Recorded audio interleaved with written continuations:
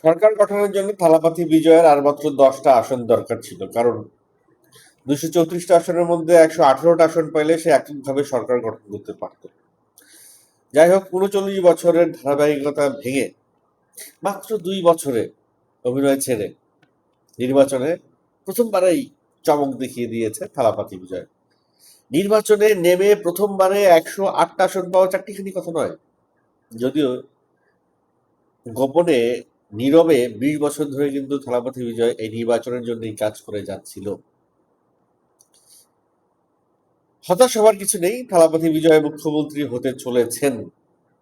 তিনি তামিলনাড়ুর প্রধানমন্ত্রী হবেন, তবে তাকে অন্য বা ভিন্ন কোনো দল থেকে 10টি আসন তাকে সমর্থন করতে হবে।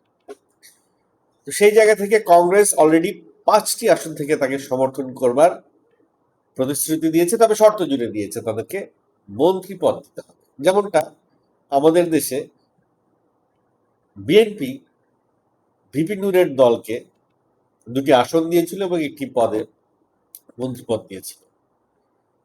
তো যদিও প্রেক্ষাপটটা ভিন্ন, কিন্তু এইভাবেই আসলে আসন এক দল থেকে আরেক দলে যায়, বা আরেক দলের হয়ে কাজ করে, বা আরেক দলকে সমর্থন করে। তো কংগ্রেস তাদের আগের মিত্র দল থেকে সরে এসে তারা এখন থালাপাতি বিজয় টিভিকে কে সমর্থন করছে।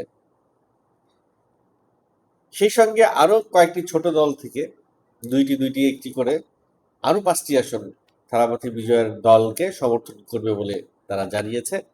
এবং এই প্রক্রিয়াটির মাধ্যম হচ্ছে গভর্নরের কাছে অ্যাপ্লিকেশন করতে হবে, গভর্নরের কাছে আবেদন করতে হবে। গভর্নর সায় দেয়া পর্যন্তই, আর কিছু নয়, একটা ফর্মালিটিস।